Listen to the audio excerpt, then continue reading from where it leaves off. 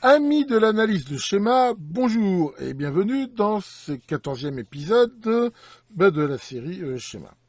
Aujourd'hui, nous allons regarder un schéma qui m'a été envoyé par Antoine, schéma qui est paru dans l'excellente revue anglo-saxonne Radio Electronics de mai 1986. Et oui, c'est pas jeune. Mais c'est un schéma qui présente pas mal de choses relativement intéressantes et je l'ai retenu pour cet épisode. C'est quoi C'est un appareil qui sert à mesurer le courant de fuite des condensateurs, tout simplement. Et pour ce faire, j'utilise quelque chose de très simple. Il charge le condensateur à une certaine tension, et une fois qu'il est chargé, on regarde avec 1 mA le courant qui passe. Sachant que ce courant représente en effet la fuite du condensateur, et donc plus sera sensible ce microampèremètre, meilleure sera la mesure à ce niveau-là. L'idée principale de ce schéma est en fait d'avoir une tension suffisante pour pouvoir mesurer des condensateurs jusqu'à 100 volts. Comme on va voir, la grosse partie de l'électronique de ce schéma consiste à partir d'une tension de l'ordre de 12 volts, de pouvoir aller jusqu'à une tension de 100 volts. Cette tension étant aussi, on va dire quelque part, un petit peu limitée en courant, de telle façon à ce que la charge du condensateur ne soit pas trop violente.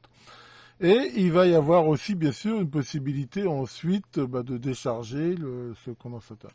Alors, c'est fait pour une utilisation qui est très simple, dans la mesure où il y a un seul bouton poussoir qui s'appelle Discharge Check, c'est-à-dire que quand ce bouton est en position, je veux dire repos, le condensateur est déchargé et le système est hors tension. Et quand on appuie dessus, comme on peut voir, ici, ça va mettre le système en fonction. Et en même temps, alors là, on verra plus tard, mais il y a une erreur sur le schéma. Et en même temps, donc, charger le condensateur. Et ce condensateur se met ici entre BP1 et BP2. Ça peut être un condensateur polarisé.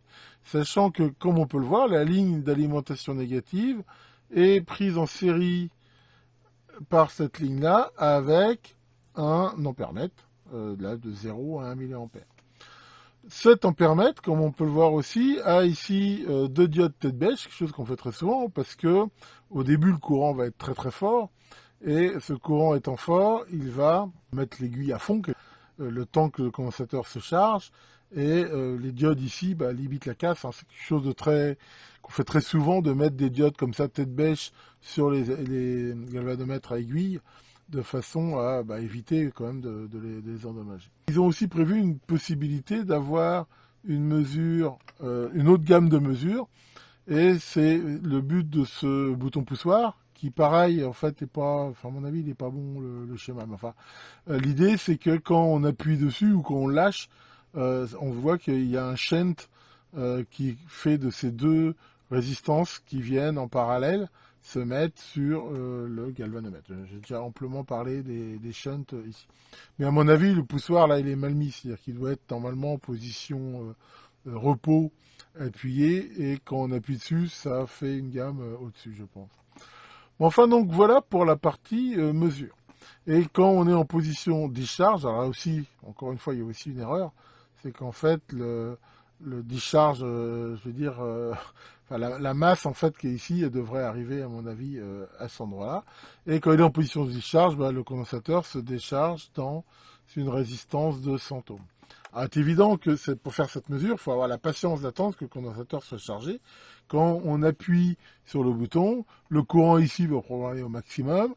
Le condensateur va se charger et quand le courant ici aura baissé et ne bougera plus, et la valeur qu'on pourra lire dessus sera le courant de fuite du condensateur.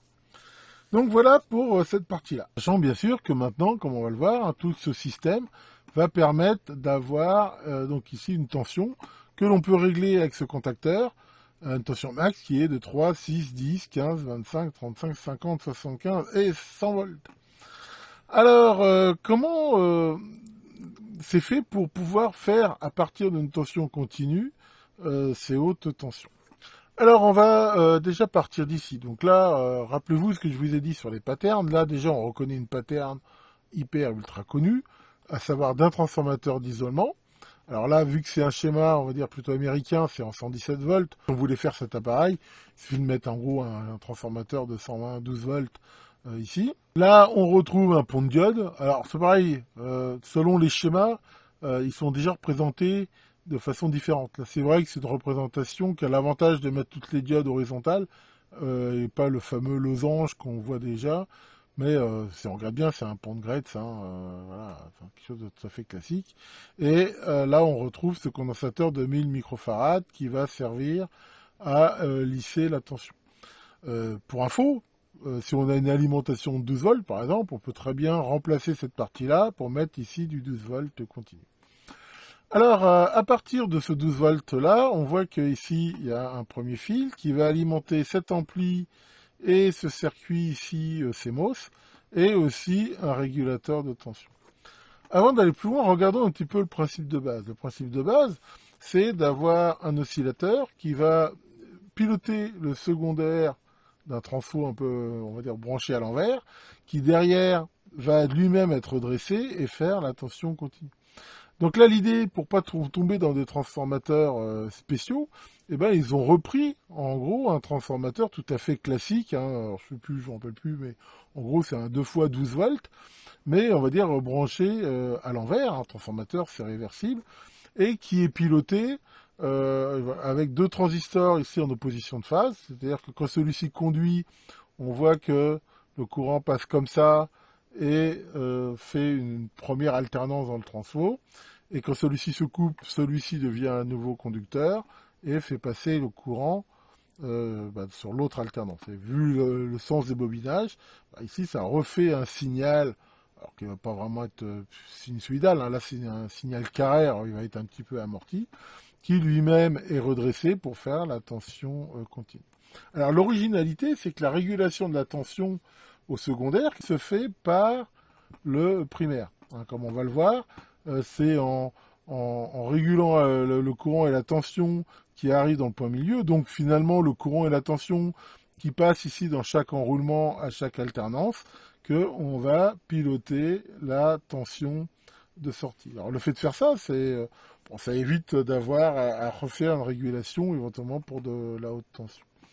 Alors, justement, cet oscillateur, on utilise un circuit CMOS très connu, qui est ici le CD4047, qui oscille en permanence, et ils ont choisi, avec ces valeurs-là, une valeur de l'ordre de 100 Hz à peu près. Alors, l'idée, c'est quoi? C'est que là, ils utilisent un transformateur à près 60 Hz, ou enfin même 50, ça marcherait aussi. Mais il n'y a rien qui interdit de faire marcher un transformateur un petit peu avec une fréquence plus haute que ce qu'il a été prévu. Alors, faut pas exagérer, mais le fait de faire ça, dans l'ensemble, ça améliore même son rendement en quelque sorte. Le fait de le faire marcher en 100 Hz, ça n'empêche pas du tout ici de fonctionner. Le transformateur ici, qui n'est pas un modèle très très puissant, va aussi quelque part faire une imitation de courant.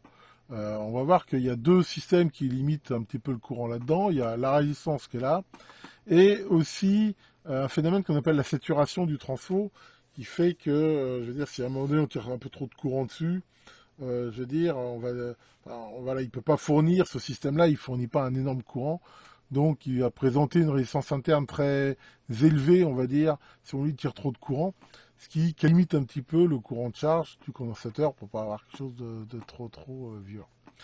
Alors donc voilà, l'oscillateur, je reviens, donc il est ici alimenté en permanence, et les deux sorties sont en opposition de phase, hein, donc comme je le dis, un coup ça sature ce transistor-là, un coup ça sature celui-là.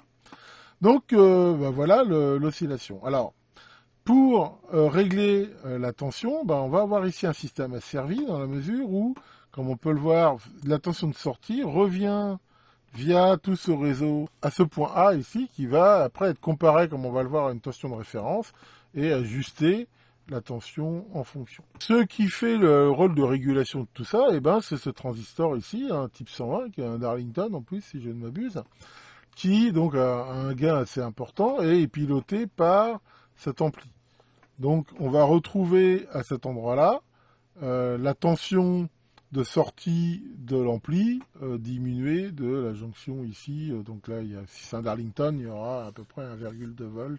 Donc on peut le voir en fait ça un petit peu comme une alimentation stabilisée, hein, c'est une chose assez classique, mais le retour ne se fait pas sur la sortie, mais directement via donc la haute tension. Le pont diviseur ici, ça fait un pont diviseur avec R1 et R5 ici. Et on retrouve donc au point A une tension qui va être divisée, hein, c'est la tension de sortie, divisée plus ou moins selon la tension qu'on veut avoir, et qui arrive à cet endroit-là.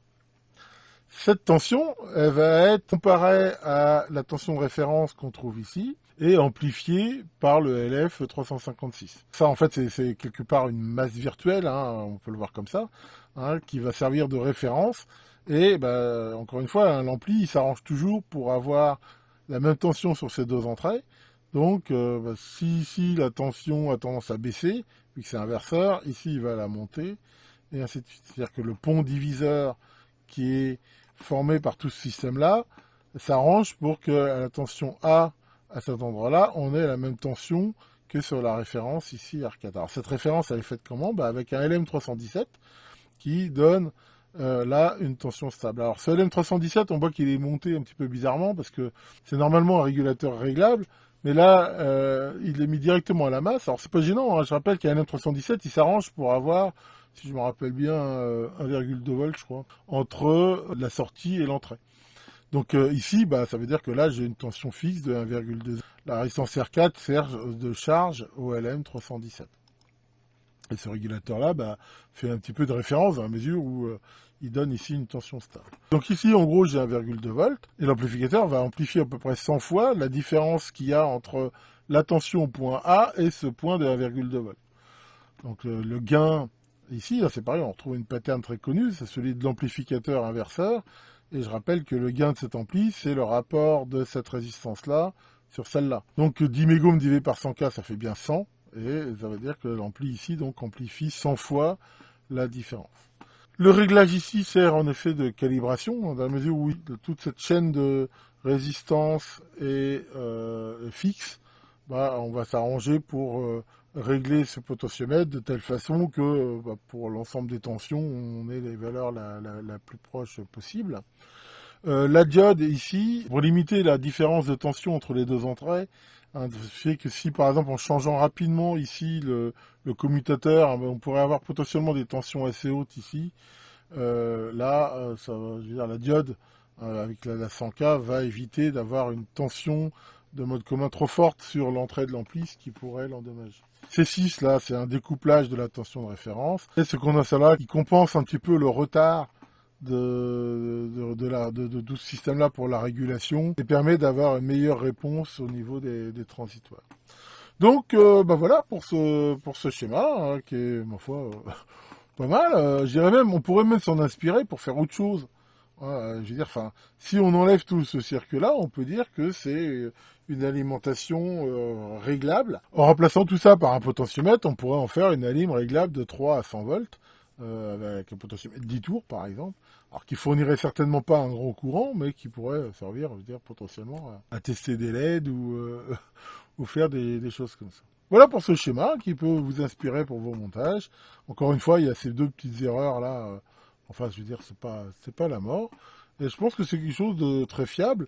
Et l'avantage, c'est que voilà, on peut utiliser ici n'importe quel petit transfo de récup, parce que même en transfo en 220, ça marchera pareil. Il n'y a aucun problème à faire ça. Bien, voilà pour le schéma d'aujourd'hui. J'espère que cette petite explication vous aura intéressé. Tiens, Maurice, ça va Maurice? Non, qu'est-ce qui t'arrive encore? Tu te trouves moche? Oh, non, t'es pas moche. Qu'est-ce que tu pourrais faire pour ressembler à Brad Pitt? Pour ressembler à Brad Pitt, tu pourrais lui casser la gueule. L'affreux démon Fuitor épargne vos condensateurs et à très bientôt pour de nouvelles vidéos.